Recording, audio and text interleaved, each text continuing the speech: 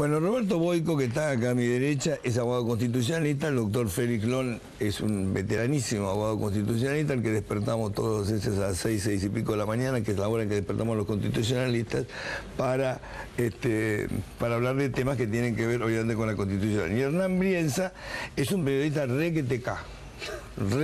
pero el requeteca, que fue elegido como el primer periodista para entrevistar a la Presidente en esta especie de nueva etapa. Y cuando dijeron, che, pero este es muy capo para entrarlo, justamente quiero hablar con un reca, a ver cómo ve este tema de la ley de medios. Doctor Lon, yo sé que usted era un cuestionador muy serio de la ley de medios. ¿El fallo de la Corte lo deja conforme, le contesta alguna de sus inquietudes, o usted cree que adolece de fallas importantes? No, yo creo que adolece de fallas importantes, pero yo no soy un crítico de toda la ley de medios, ¿eh? No, sino de los artículos que... El artículo 41, 45, 48 y 161, que fueron los artículos urticantes de tratamiento en el Congreso. Si esos artículos hubieran tenido alguna modificación, quizás hubiera salido por unanimidad la ley. Pero ese empecinamiento en tratar de mantener a esas restricciones que generan esos artículos fue lo que motivó... A ver, lo podemos traducir al español. A ver, las objeciones de Clarín, básicamente el artículo 41, el 68, el 161. Uno tenía que ver con la desinversión, el otro tenía con la multiplicidad de licencias. Efectivamente. ¿Sí? ¿Y usted no cree que está bien que limiten la multiplicidad de licencias? No, yo creo que sí que está bien que se limiten cuando hay una concentración monopólica, pero no si no la hay.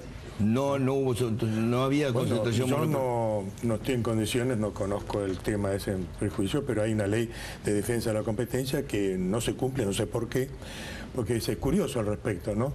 Guillermo Moreno nunca creó el Tribunal de Defensa de la Competencia, sino creó una comisión que él la manejaba un poco, digamos, pero nunca se creó el Tribunal de Defensa de la Competencia, a pesar de que está indicado en la ley, y eso creo que es el órgano apto para intervenir cuando hay una cuestión de monopolio. Técnicamente, para usted, el Grupo Clarín no es un monopolio. Mire, yo no tengo los elementos para decir si es o no un monopolio, no conozco, no estoy... ¿Cómo se define un monopolio? ¿Qué es un monopolio? Bueno, yo creo que tiene que haber una concentración de medio importante, que puede estar en relación quizás con su audiencia también, pero hay que, con respecto a la audiencia, hay que tener en cuenta algo. Si ese medio se gana, la gente enciende el televisor o escucha la radio porque obviamente resulta de interés, bueno, la audiencia está relacionada con esa eficiencia, digamos, del medio.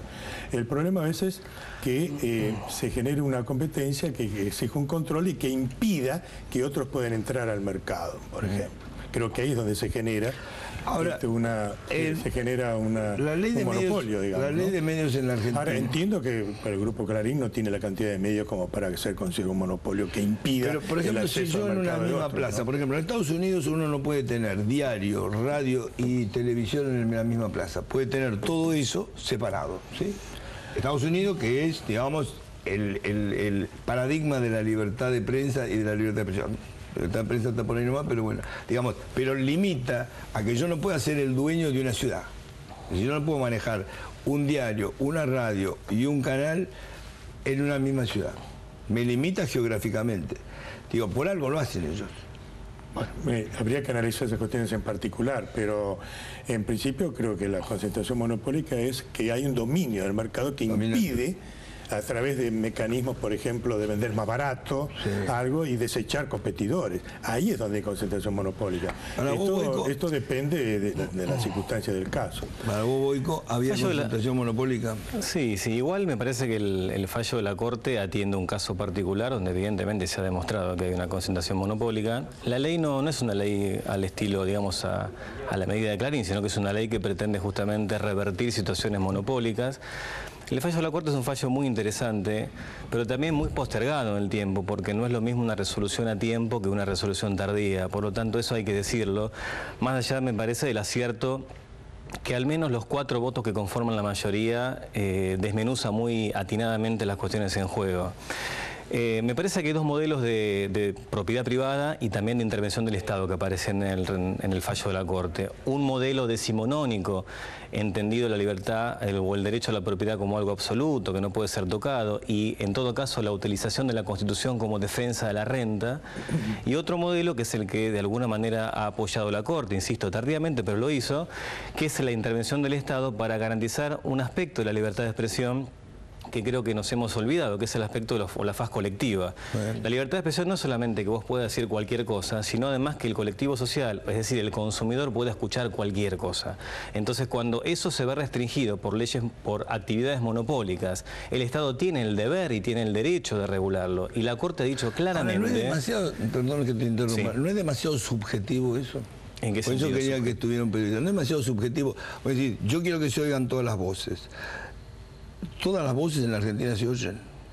No, a ver, la ley trata de regular una cuestión de carácter objetiva, que es que nadie tenga privilegios en la emanación de la voz. Ahora, cuando una ley establece el legislador la forma en la cual se limita y restringe, no puede un tribunal, sobre pretexto de considerar que es arbitrario o que no le gusta, que inclusive el fallo de la Cámara Federal es tan escandaloso que tomó como parámetro lo que dijo un técnico. Un técnico le parecía que la limitación de la ley, concretamente el artículo 45, era irrazonable. Ahora yo me pregunto, si la validez de las normas en un Estado de Derecho son producto de lo que un técnico piense respecto de lo que una ley debe o no decir. No, la ley es producto de la decisión soberana colectiva que se faena en el ámbito del Congreso. Entonces, pero hay leyes que son limitativas. Pero toda ley antimonopólica es limitativa. Alguna vez, las leyes tampoco son palabra santa, porque digo, también una ley de obediencia de vida y punto final, que con muy buen criterio este gobierno dijo, señores, esto no puede pasar, y el mismo Congreso que votó una cosa, votó la otra. Con otra gente, obviamente. Seguro. Lo que digo es, las leyes no son como tablas de la ley que hay que cumplir sí o sí. Las leyes tienen su dinámica. Yo lo que te digo es, por eso me preocupaba medir bien qué se entiende por monopolio, porque digo, a ver, ¿va a garantizar esta ley de medios la misma capacidad de expresión? Esto te incluyo, la misma capacidad de expresión que tiene todos los sectores de la ciudadanía, los que están de acuerdo con el gobierno, los que están en contra, los que le gusta tal cosa, lo que le gusta tal otra. Digo, ¿quién es ahora el organismo que vela por eso? Me parece que hay dos cuestiones. ¿La ley alcanza para eso?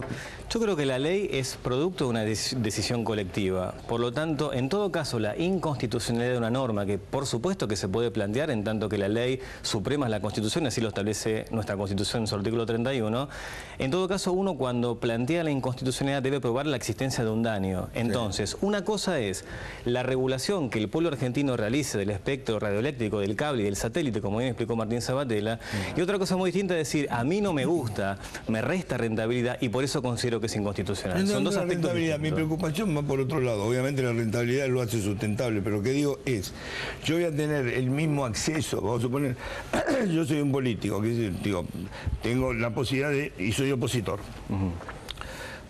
Yo puedo ir a Canal 7, por ejemplo, o al canal que sea, y decir, yo quiero expresar esta pregunta te la hago a vos.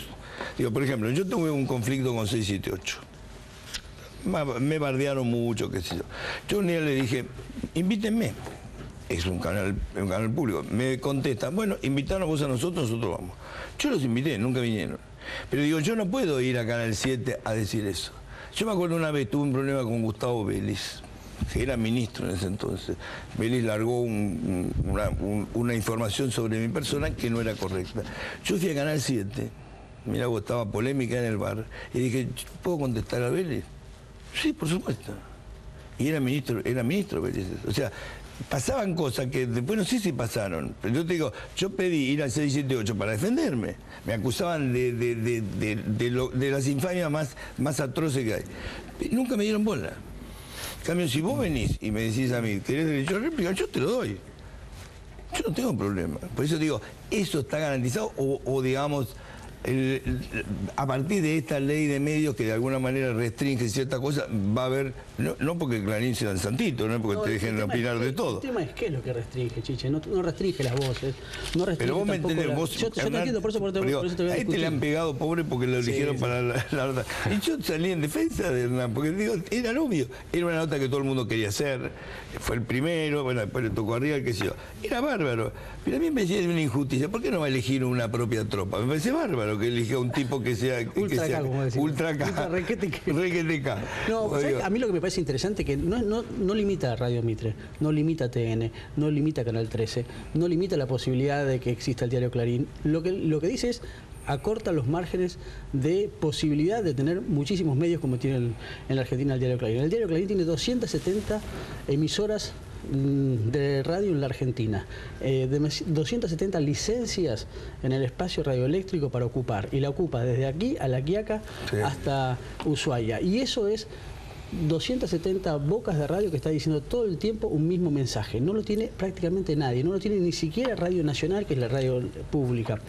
Y al mismo tiempo lo que tiene es el monopolio de Cablevisión, que con el monopolio de Cablevisión lo que hace es marcarte la grilla de lo que vos podés ver en Buenos Aires, en Rosario, en Tierra del Fuego y en La Quiaca. Por ejemplo, si vos querés enterarte de lo que pasó en el golpe de Ecuador hace unos años, vos no podías hacerlo, excepto por TN. No tenías la posibilidad de ver Telesur para informarte qué estaba pasando. Y TN lo que informó es que se trataba de un cuartelazo policial, y Telesur lo que estaba diciendo es que era un golpe de Estado. Y tenía razón Telesur, no tenía razón TN. Por lo tanto, cuando uno está planteando, lo que está diciendo es democraticemos las bocas de salida de comunicación, no quien dice Radio Mitre va a seguir existiendo, TN va a seguir existiendo, C5N va a seguir existiendo. Lo que no va a existir son las políticas monopólicas del Grupo Clarín, que vos sabés que es el grupo... ¿Cómo se construyó? Se construyó con la apropiación de papel prensa, se construyó arrancándole a Alfonsín la licencia de Radio Mitre, cosa que no estaba permitida, que un diario tuviera una licencia de radio. Le arrancó por medio de presiones y extorsiones a Carlos Menem en Canal 13. Le arrancó con presiones la fusión de Multicanal y Cablevisión a Néstor Kirchner. Le arrancó a Dualde... Se la dieron. Sí, pero se las arrancan. Acordate la famosa reunión Kirchner. Pero se las arrancan con presión. No, creo que era difícil arrancarle algo a Kirchner. Se las arrancan con presión. Yo me acuerdo, Mañeto lo contó, que le dijo, vos vas a ser el hombre más poderoso de Argentina. La tapa de la crisis costó 2 nuevas víctimas, que es la etapa de Costec y Santillán. Está dada por Clarín, porque el señor Dualde le especificó las deudas a Clarín. Entonces, lo que se está discutiendo no es, en términos teóricos, filosóficos, cuántas bocas hay para comunicar. Lo que se está tratando es de políticas monopólicas de un grupo. Porque digo, acá el tema del monopolio, digamos, de lo que asusta el tema del monopolio, más allá de que hay expresiones que obviamente siempre van a existir, las redes sociales son absolutamente democráticas en ese sentido, creo que no puede decir, ni en China puede tapar ya el sol con las manos.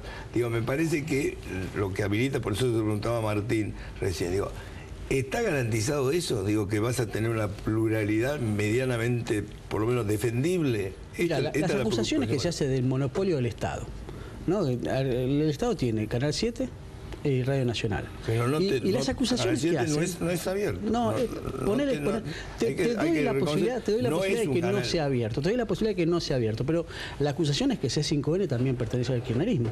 Y vos estás en 5N y no sos requete ultra kirchnerista. La acusación es de que América TV había negociado con el kirchnerismo y no es verdadero. Clarín ni era anti-K en Clarín. No, pero lo que te digo es América... En ese sentido nunca me bajaron una línea en lo más mínimo. América jugó con Massa en las elecciones. Es interesante porque lo hicieron público, con mucha honestidad intelectual por parte de América. Telefe no es del gobierno, Canal 9 tampoco es del gobierno. No hay posibilidad de monopolio estatal o de monopolio del gobierno. Lo que hay es pluralidad de voces. Depende de los periodistas, ¿no? También depende del ejercicio de cada uno. Porque digo, es un tema que no es menor. Sí, claro. Digo, así como vos tenés la decisión de ser ultra K, como digo, recontra K. Yo te lo dejo pasar, pero trabajé 20 años en el periodismo. A propósito te lo digo. Digo, con ese derecho que yo que te reconozco, porque digo, cada uno tiene que opinar, me parece bárbaro. Sí. Digo, el tema es que te da la sensación que entramos en un tema que la ley de medios lo garantiza. Esto yo te juro que leí hoy el fallo. Y no sé si está tanto garantizado. Eso es mi duda. No, yo quería decir... Pero me entendí lo que te digo. Me gustaría hacer alguna acotación. No. Primero que nosotros no tenemos una TV pública. No, eso está clarísimo. Por ejemplo, en España se escucha en la TV pública, se escucha la opinión del gobierno y se escucha la opinión crítica del gobierno. Eso que nunca se escucha en los medios oficiales. Segundo, hay un monopolio muy fuerte del gobierno porque tiene muchas radios que, si bien formalmente no son públicas en el sentido, pero son de capitales privados que defienden claramente las posturas del gobierno. Pero eso es privado. En todo caso, sí, pero da la casualidad que son capitalistas afines al gobierno. Solo una corrección. Yo separaría 678 como producto periodístico de Canal 7, la televisión pública. Yo te voy a pedir que me dejes hablar. La televisión pública permite todas las voces. Y si uno ve Canal 7, es cierto. Te voy a pedir que me dejes hablar porque yo soy muy respetuoso y yo escucho todas las opiniones y las respeto además, ¿no? Simplemente estamos cambiando posturas distintas, diferencias. Por suerte los seres humanos somos diferentes. Y yo creo que hay, por ejemplo, el dictamen del perito que mencionaba el doctor Boyko. Los jueces se pueden apartar del dictamen del perito, por supuesto, pero tienen que hacerlo con una razonabilidad.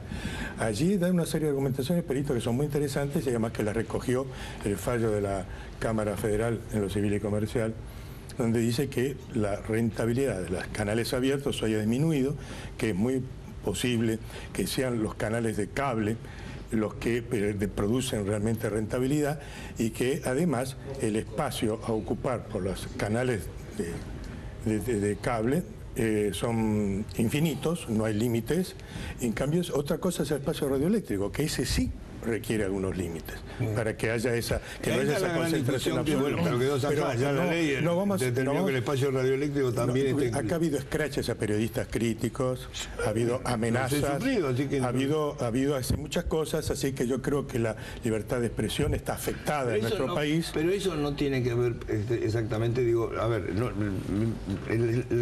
mi preocupación de la ley de medios es que leído todo el fallo, más o menos, creo que leí todo, no me quedaba en línea, no veo, digamos, un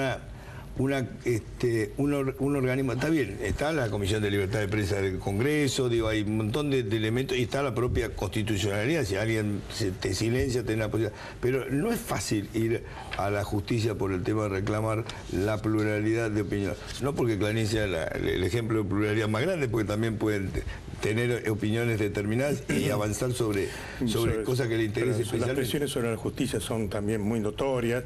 Nosotros tenemos jueces que algunos... a mí me hubiera gustado que la ley de... Y por eso se lo pregunté si Martín lo garantizaba. Que la ley de medios tuviera una especie de espacio especial para el tema de garantizar la pluralidad. Hay un espacio de pluralidad que es muy interesante también, que es el espacio de las organizaciones no gubernamentales. Porque por primera, yo creo que hay que también pensar de qué manera pensamos la comunicación. Nosotros pensamos la comunicación como empresas privadas que puedan hacer negocios con la información, que esa era la ley de información vieja, la ley de comunicación vieja. Sí. La ley de comunicación nueva lo que dice es, hay empresas, también tiene derecho el Estado a comunicar y también tiene derecho las organizaciones no gubernamentales a comunicar. Y hay un espacio muy rico para comunicar. Y digamos, y hay que respetarlo. Y desmonopoliza la forma de comunicar también. Sí. Yo creo que tengo que hacer un corte. Sí, la gran discusión tiene que ver con la... Sí, tenemos con la posibilidad...